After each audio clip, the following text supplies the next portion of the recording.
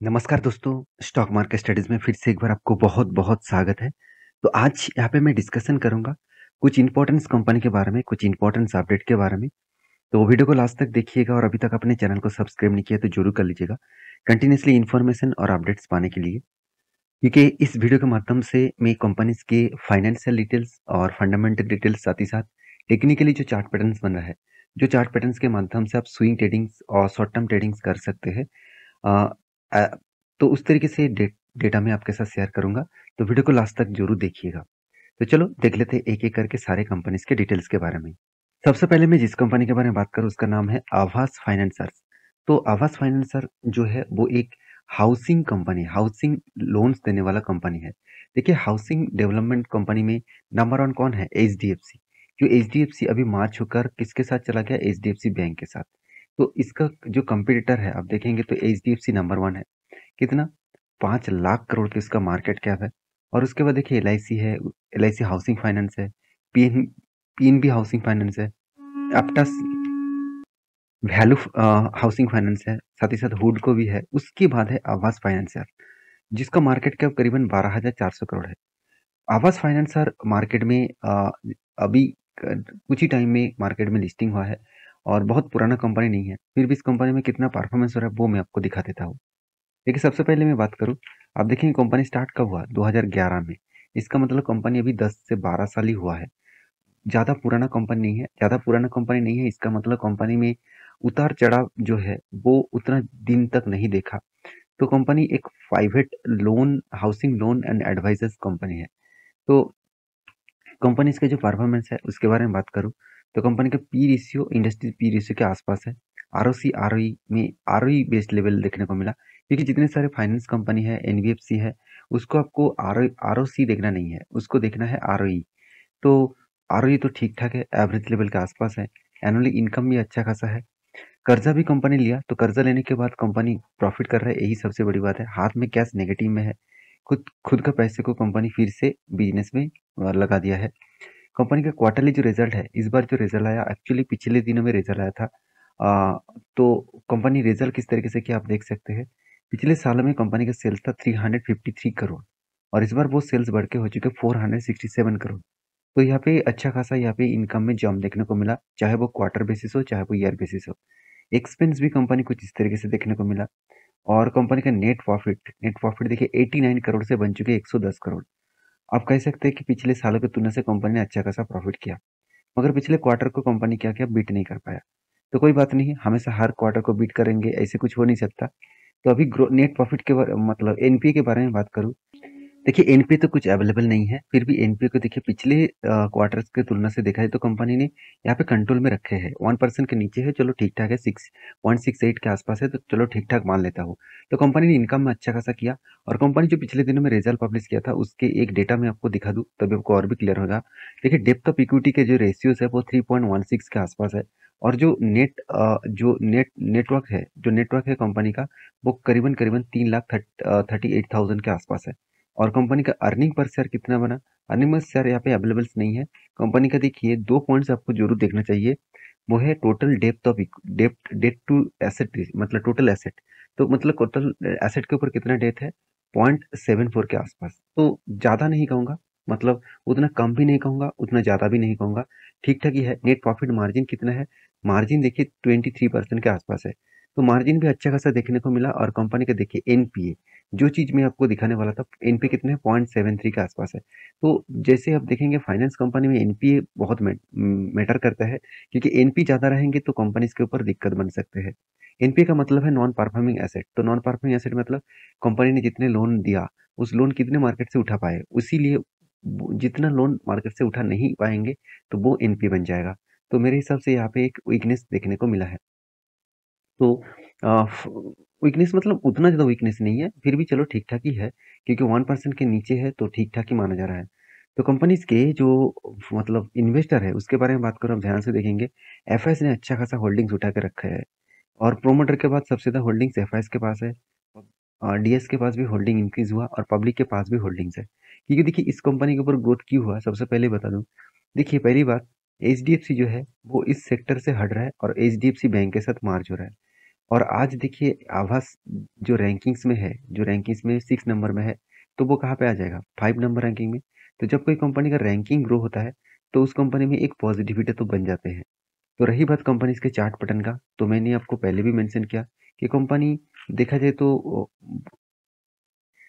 2018 में company actually listing हुआ, और वो भी अक्टूबर मंथ में। तो उसके बाद देखिए कंपनी ने अच्छा खासा धमाका किया था, कोविड के बाद गिरावट हुआ, उसके बाद देखिए किस तरीके से ऊपर लेके गया। तो ये जो कंटिन्यूसली जर्नी हुआ, क्या आपको लग रहा है कि ये जर्नी पब्लिक ने किया? बिल्कुल भी नहीं। ये टोटली ऑपरेटर गेम है, क्योंकि स्टार्टिंग होने के बाद भी जो जर्नी हुआ वो भी ऑपरेटर गेम था, नीचे आने के बाद फिर से ऊपर लेके गया, वो भी ऑपरेटर गेम था। इसका मतलब फिर से नीचे लेके आया, उसका मतलब फिर से ऑपरेटर गेम होगा। तो होगा मतलब क्या फटाफट अभी होगा? देखिए मेरे हिसाब से जो रेंज आपको मार्किंग करके दिया हो 955, मेरे हिसाब से इस रेंज तक आएगा, उसके बाद ऑपरेटर इसको ऊपर लेके जाएंगे। क्योंकि देखिए यहाँ पे कुछ वॉल्यूम भी देखेंगे, तो इस रेंज को टच करने के बाद एक अपर वॉल्यूम भी स्टार्ट हुआ है। तो मेरे हिसाब से यहाँ पे एक रिवर्सल टेंस भी बन सकती है यहाँ से, और एक एक अप टेन भी बन सकते हैं। हाँ, मुझे कुछ दोस्तों ने कमेंट्स भी किया, सर यहाँ पे कंटिन्यूअसली ग्रीन कैंडल दिखा, तो क्या स्ट्रैटेजी बनेगा? बिल्कुल नहीं, क्योंकि स्ट्रैटेजी बनने के लिए यहाँ पे टोटल ग्रीन कैंडल जो है वो 20% के अबव होना चाहिए, मगर यहाँ पे बन रहा है 15%। तो स्ट्रैटेजीज को हम लोग यूज नहीं करेंगे। तो मेरे हिसाब से जिस तरीके से यहाँ पे तेजी ऊपर गया, उसके बाद रेड कैंडल बना, मेरे हिसाब से यहाँ पे करेक्शन हो सकते हैं। अगर करेक्शन ना हो, ऊपर जाए, तो फिर भी हम लोग वेट करेंगे, क्योंकि आसपास ही 200 डेज ईएमए है, तो इसको ब्रेकआउट करना पड़ेगा, तभी एक रैली ऊपर साइड दिखेगा। तो फिलहाल के लिए थोड़ा सा इंतजार करिए, कोई भी मौका मिले तो आपके साथ मैं जरूर शेयर करूंगा। नेक्स्ट जो कंपनी जिसके बारे में बात करूं, जिसका नाम है दीपक नाइट्राइट। तो दीपक नाइट्राइट आप सभी जानते हैं, इंडिया के एक पॉपुलर केमिकल सेक्टर कंपनी है, और इस कंपनी के बारे में मैं बहुत बार बोल चुका हूँ। कंपनी 75% मार्केट शेयर लेके रखा है, वो भी किसके ऊपर? Sodium nitrite. तो सोडियम नाइट्राइट का डिमांड बहुत ज़्यादा है, और सोडियम नाइट्राइट का जो सबसे ज़्यादा मार्केट शेयर, 75% मार्केट शेयर सिर्फ दीपक नाइट्राइट के पास ही है। तो आप कहेंगे सर इसके पास इतने सारे कुछ होने के कारण भी कंपनी का हालत थोड़ा सा बिगड़ क्यों गया? देखिए कितना बिगड़ा है वो मैं आपको दिखा दूं। कंपनी का पी रेशियो तो ठीक है, आर तो ठीक ठाक है। अगर मैं पी रेशियो की एक चीज दिखा दूं, तो आर जो है, मतलब सॉरी, पी रेशियो जो है वो अभी कितना चल रहा है? अभी चल रहा है 36 के आसपास। और कंपनी का पी रेशियो मीडियम कितना है? 27 है। इसका मतलब कंपनी के वैल्यूएशन ज्यादा है। तो मीडियम पी रेशियो ज़्यादा रहेंगे, और मतलब जितना रहेगा, 5 साल में मीडियम पी रेशियो 27 है और कंपनी का पी रेशियो 30 के ऊपर है। इसका मतलब पी रेशियो ज़्यादा होने के कारण कंपनी का वैल्यूएशन भी ज़्यादा है। उस हिसाब से मुझे लग रहा है थोड़ा सा करेक्शन यहाँ पे देखने को मिला है। तो कितना करेक्शन होगा उसका तो कोई गारंटी नहीं है। कंपनी का देखिए प्रॉफिट भी है। कंपनी में मैनेजमेंट का हर टाइम में एक चीज देखता रहता हूँ, कर्जा कभी भी उन्होंने नहीं लिया। अगर बीच में कोई कर्जा लिया भी है, तो वो फटाफट सबसे पहले वो कर्जे को मिटाना चाहते हैं। हमेशा कर्जे को वो मिटा कर ही काम करना चाहते हैं। तो मेरे हिसाब से एक बेस्ट अपॉर्चुनिटी कंपनी यहाँ पे खड़ा कर रहा है। तो कंपनी की जो क्वार्टरली रिजल्ट है, जो पिछले दिनों में कंपनी पब्लिश किए थे, आप देखेंगे कंपनी के सेल्स डाउन हो चुके हैं। सेल्स डाउन मतलब 2000 करोड़ से बन चुके हैं 1700 करोड़। एक्सपेंस देखिए 1700 करोड़ से बन चुके हैं 1500 करोड़।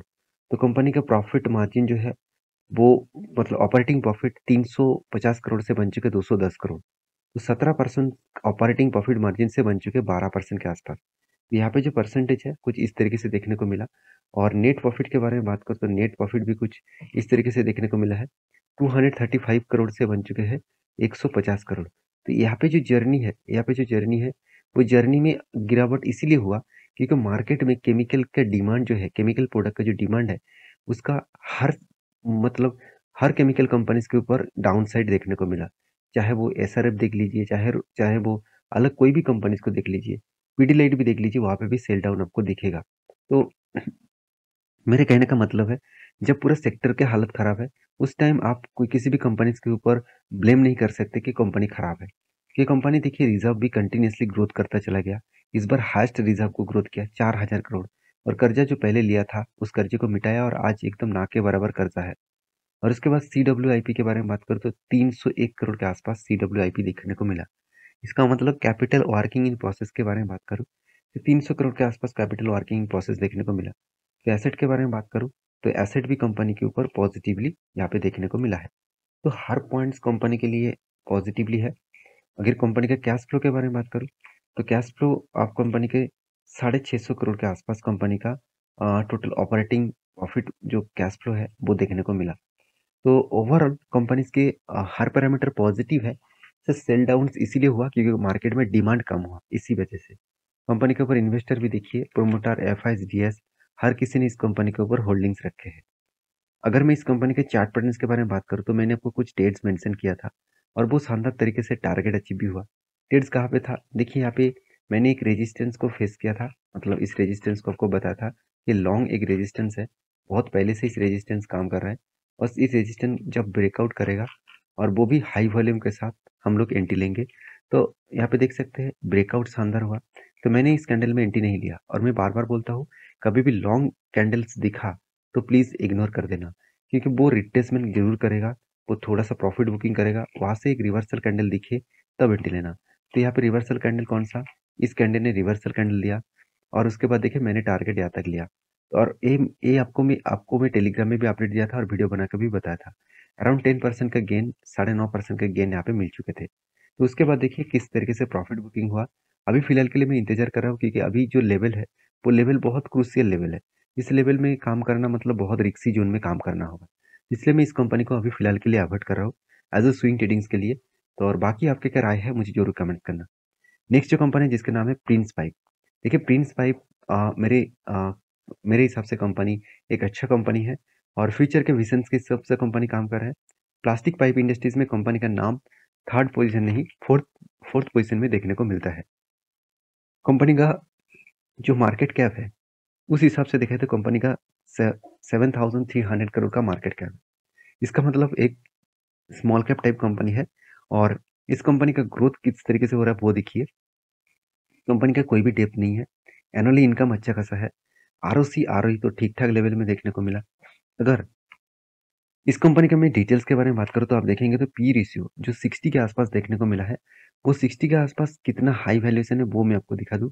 देखिए कंपनी का पी रेशियो 60 के आसपास है और कंपनी का मीडियम पी रेशियो कितना है? 29 है। तो एक बात याद रखना, कंपनी का मतलब मीडियम पी रेशियो 50% नीचे है, इसका मतलब कंपनी बहुत हाई वैल्यूएशन के ऊपर है। तो इस हाई वैल्यूएशन के ऊपर होने के कारण कंपनी में कभी ना कभी करेक्शन हो सकता है। तो प्लीज़ इसके ऊपर संभल के काम करना, क्योंकि इतना हाई वैल्यूएशन में कोई भी कंपनी अगर गया हो तो वो कभी ना कभी गिरता है। जब डिमांड गया था, डिमांड भी गिरा। साथ ही साथ अदानी के हर कंपनी गिरा, 800-900 का पी रेशियो में चल रहा था। तो इतना हाई पी रेशियो में चलने वाला कंपनी के ऊपर कभी ना कभी तो गिरावट होगा ही। तो रही बात कंपनी के ऊपर एनालिसिस का, तो देखिए कंपनी के डेप्थ एकदम जीरो है। कंपनी का डेप फ्री कंपनी आप बोल सकते हैं। कंपनी के देखिए क्वार्टरली जो रिजल्ट कंपनी ने पब्लिश अभी तक नहीं किया, तो रिजल्ट जल्द से जल्द आने वाले हैं। प्रॉफिट एंड लॉस के बारे में बात करूँ तो ईयर ऑफ ईयर में कंपनी कंटिन्यूसली खुद का सेल्स को इंक्रीज किया, एक्सपेंस को भी मेंटेन किए और देखिए कंपनी लगातार खुद का प्रॉफिट को ग्रोथ कराता चला गया। लास्ट ईयर में मतलब 2023 में कंपनी का प्रॉफिट डाउन हुआ और देखिए इस डाउन प्रॉफिट होने के कारण भी शेयर भाग रहा है। इसका मतलब कुछ ना कुछ तो गड़बड़ी यहाँ पे देखने को आपको मिल सकता है। तो जल्दबाजी मत करके इस कंपनी के ऊपर निवेश मत कर देना, तो थोड़ा सा संभल के काम करिएगा, क्योंकि कंपनी की जो बैलेंस शीट है वहाँ पे दो दो चीज़ मैं आपको बताऊंगा। पहले तो रिजर्व तो बढ़ रहा है, उसके साथ कंपनी का बोरिंग्स भी कम हो रहा है। CWIP के बारे में बात करो तो 19 के आसपास देखने को मिला CWIP। और कंपनी के फिक्स एसेट के बारे में बात करो तो फिक्स एसेट भी अच्छा खासा देखने को मिला है। तो यहाँ पे कैश फ्लो के बारे में बात करो, कंपनी का कैश फ्लो कुछ इस तरीके से देखने को मिला है, 360 करोड़ का 60 के आसपास। और कंपनीज के जो चार्ट पैटर्न्स बन रहा है वो मैं आपके साथ शेयर करूं तो कुछ इस तरीके से लेवल्स क्रिएट हुआ है। मैंने आपको ये भी मेंशन किया कि कंपनी एक रेजिस्टेंस फेस कर चुकी है, तो बार बार उस रेजिस्टेंस को फेस कर रहा है और देखिए उसको ब्रेक नहीं कर पा रहा है। देखिए यहाँ पे ब्रेक करने का कोशिश किया मगर डाउन साइड का ट्रेड बना, उसके बाद करेक्शन फिर से ऊपर। तो ऊपर जाने का कोशिश तो कर रहा है क्योंकि यहाँ पे जो टेन बन रहा है वो भी अप टेन जैसा टेन बन रहा है। तो मेरे हिसाब से यहाँ पे वॉल्यूम क्रिएट करके अगर ब्रेकआउट करे, मैं दो लेवल्स ब्रेकआउट के इंतजार करूंगा। इस दोनों लेवल ब्रेकआउट होगा तो एक बड़ा सा मोमेंट आपको दिखेगा।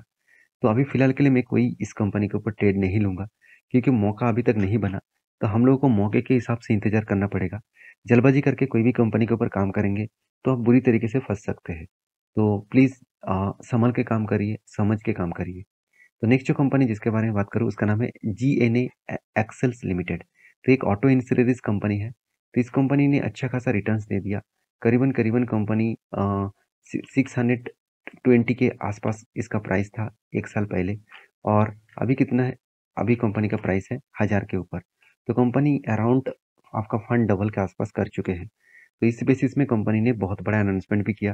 कंपनी बोनस देने का अनाउंसमेंट किया, और वो भी कब? सितंबर, 1 सितंबर में 1 के बदले 1 शेयर। इसका मतलब आपके पास 100 शेयर है, तो एक्स्ट्रा आपको 100 शेयर मिल जाएगा। तो ये था कुछ कंपनीज का अपडेट। तो वीडियो अच्छा लगे तो प्लीज़ लाइक करना, दोस्तों के साथ शेयर भी करना। और हाँ, प्लीज़ इस वीडियो को एज ए रिकमेंडेशन मत समझना। कोई बाय एंड सेल का रिकमेंडेशन नहीं है। ये टोटली एजुकेशन पर्पस में आपको समझाने के लिए, सारी चीज़ दिखाने के लिए ये सारे वीडियोस आपके साथ शेयर करता हूँ। तो प्लीज़ आप एज ए सीख कर काम करिए, तभी आपको कभी भी स्टॉक मार्केट में डर नहीं लगेगा। तो मिलते हैं नेक्स्ट वीडियो में, तब तक के लिए अच्छे से रहिए, अपने ख्याल रखिए। धन्यवाद।